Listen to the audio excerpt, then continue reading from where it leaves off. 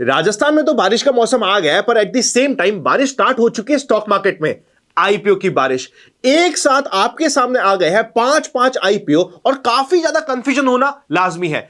आज के single video में हम पांचों आईपीओ को कंसोलिडेट करके इंपॉर्टेंट रेलेवेंट इंफॉर्मेशन आप तक पहुंचा देंगे।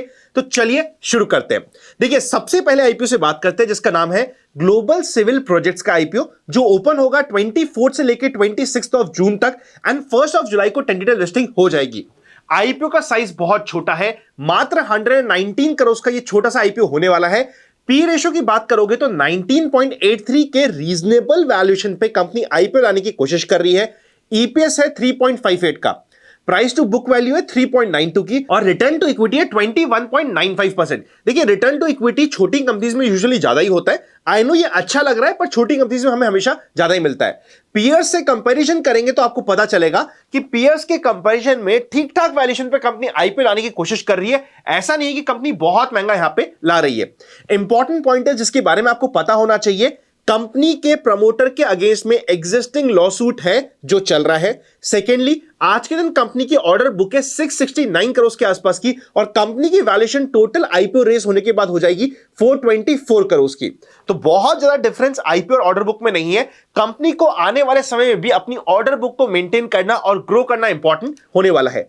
As per sources, just because company ने जो वैल्यूएशन रखा है वो ठीक रखा है as compare to expectations, reasonable valuation यहां पे देखने को मिल सकती है हमें। इसकी वजह से as per sources grey market premium चल रहा है 18% का। बाय द वे, जो ग्रे मार्केट प्रीमियम होता है इसको बहुत सोच समझ के यूज करना इंपॉर्टेंट है, बिकॉज अभी रिसेंटली एक इंफ्रा का आईपीओ आया था जिसमें हर जगह ऑनलाइन दिखा रहा था 15-20% का ग्रे मार्केट प्रीमियम, और हमने इसी चैनल पे आपको बताया था कि grey market premium actual market में चल रहा है 0।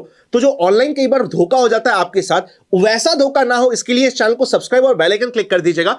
और open for all free Telegram channel join नहीं किया तो लिंक डिस्क्रिप्शन में, ओरिजिनल चैनल का ही पार्ट बनेगा, फ्रॉड चैनल से बच के रहेगा। डीमैट अकाउंट अपने फैमिली में किसी भी मेंबर के नाम से नहीं है तो free link special demat account open करने का आपको डिस्क्रिप्शन में मिल जाएगा। नेक्स्ट आईपीओ जो हमारे सामने आ रहा है उसका नाम है कलतरु लिमिटेड। आईपीओ की डेट सेम होने वाली है 24 से 26 एंड 1 जुलाई को होने वाली है लिस्टिंग। 2800 करोड़ का आईपीओ का साइज है, थोड़ा बड़े साइज का आईपीओ है, और यहां पे पूरा का पूरा फ्रेश इश्यू होने वाला है।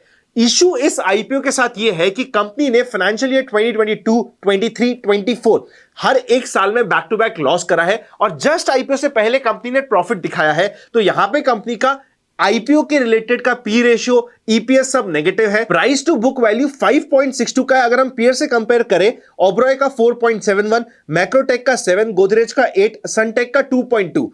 तो अपने पीयर्स के कंपैरिजन में जो आज के दिन प्रॉफिटेबल कंपनी है उनसे भी अगर हम कंपेयर करते हैं तो कंपनी जो वैल्यूएशन डिमांड कर रही है वो थोड़ा ऑन दी हायर साइड है, रिच साइड है। मतलब वैल्यूएशन कंपनी की किसी भी प्रकार से सस्ती तो नहीं कह सकते, महंगी ही कही जाएगी, ये मेरी आज के दिन एक्सपेक्टेशंस है। कुछ इंपॉर्टेंट पॉइंटर्स की बात करें तो कंपनी के पास आज के दिन डेट काफी अच्छा खासा है।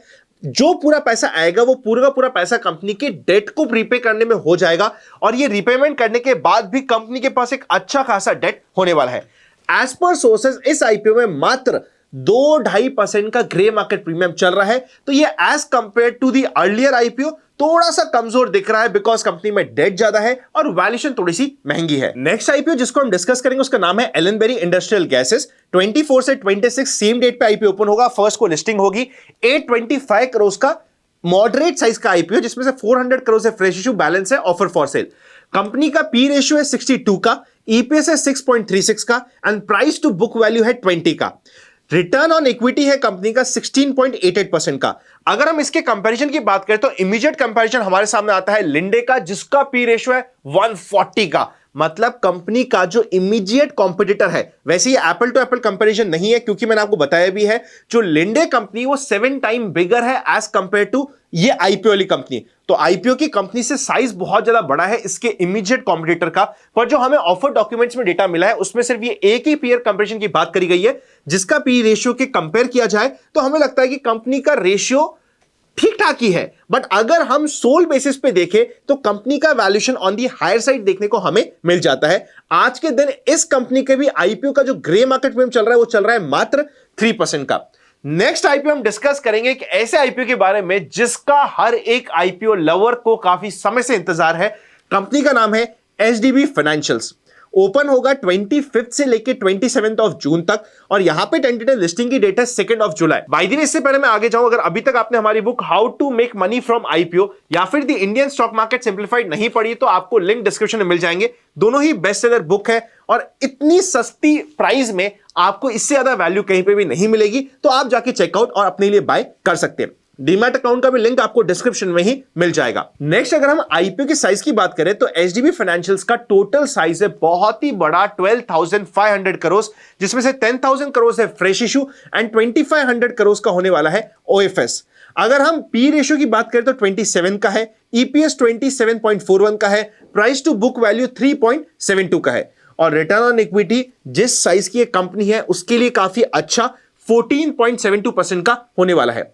पीयर्स के कंपैरिजन को भी आप चेकआउट कर सकते हो।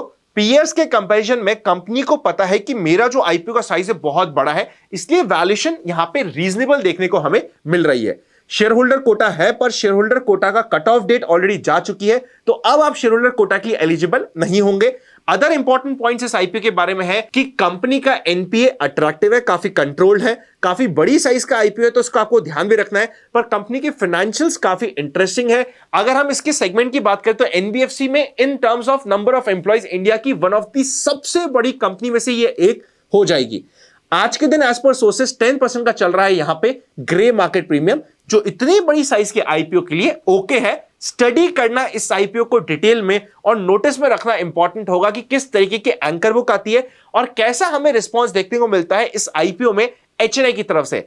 आई थिंक अच्छा मिलने की एक्सपेक्टेशंस है। लास्ट आईपीओ जिसको हम डिस्कस करेंगे आज के इस वीडियो में नाम है संभव स्टील ट्यूब्स। 25 से 27 तक आईपीओ ओपन होगा, 2 ऑफ जुलाई को टेंटेटिव लिस्टिंग होगी। मेरे को समझ नहीं आता ये लोग थोड़ा सा कोऑर्डिनेशन करके थोड़ा टाइम देके हमें आईपीओ क्यों नहीं देते। आते तो सारे एक साथ आते, नहीं आते तो पूरा हफ्ता सूखा पड़ जाता है। ऐसा क्यों भाई, तुम थोड़ा सा कोऑर्डिनेशन कर लो ना कि ये हफ्ता मेरा नेक्स्ट मेरा, ऐसे करके कोऑर्डिनेशन हो जाए तो हमें थोड़ा ज्यादा मजा आए। 540 करोड़ का छोटी साइज का आईपीओ है, 440 करोड़ फ्रेश इशू, 100 करोड़ का ऑफर फॉर सेल हो जाएगा।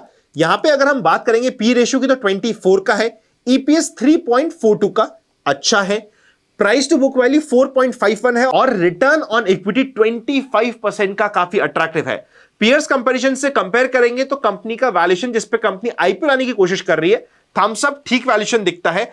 अनलिस्टेड मार्केट में ये एक इंपॉर्टेंट पॉइंट है आपके लिए, as per sources unlisted market में कंपनी के आईपीओ का प्राइस चल रहा था 125 रुपीस का, पर अब एक्चुअल आईपीओ आ चुका है 82 रुपीस में। मतलब जो ये डिफरेंस है इसका लॉस होने की एक्सपेक्टेशंस है अनलिस्टेड प्लेयर को, तो वो किस तरीके से रिएक्ट करते हैं इस आईपीओ में इंपॉर्टेंट होगा। ऑल्सो आपके लिए समझना इंपॉर्टेंट है, अनलिस्टेड मार्केट अट्रैक्टिव होता है पर सोच समझ के काम करना और रिस्क जानना इंपॉर्टेंट है। इस आईपीओ का रफली ग्रे मार्केट प्रीमियम चल रहा है 13% के आसपास का। तो जितने भी हमारे सामने आईपीओ है उनमें से 3 आईपीओ में ग्रे मार्केट प्रीमियम 10% के ऊपर का है। सबसे पहला है ग्लोब सिविल प्रोजेक्ट्स, सेकंड है एचडीबी फाइनेंशियल्स, थर्ड है संभव स्टील ट्यूब्स। और तीनों ही आईपीओ में कॉमन चीज ये है कि जो कंपनी का वैल्यूएशन है on the face of it आपको बहुत महंगा नहीं दिख रहा है। यह आपके लिए एक इंपॉर्टेंट स्टडी का पॉइंट हो जाता है जिस समय आप आईपीओ को स्टडी कर रहे हैं। कंपनी का valuation in comparison to industry, in comparison to peers कैसा है, क्या कंपनी ने थोड़ा बहुत इन्वेस्टर्स के लिए जो नया आईपीओ में इन्वेस्ट करने वाले हैं उनके लिए टेबल पे छोड़ा है या नहीं छोड़ा। देखिए लिस्टिंग गेन मिलेगा नहीं मिलेगा डिपेंड करता है मार्केट के मूल माहौल पे।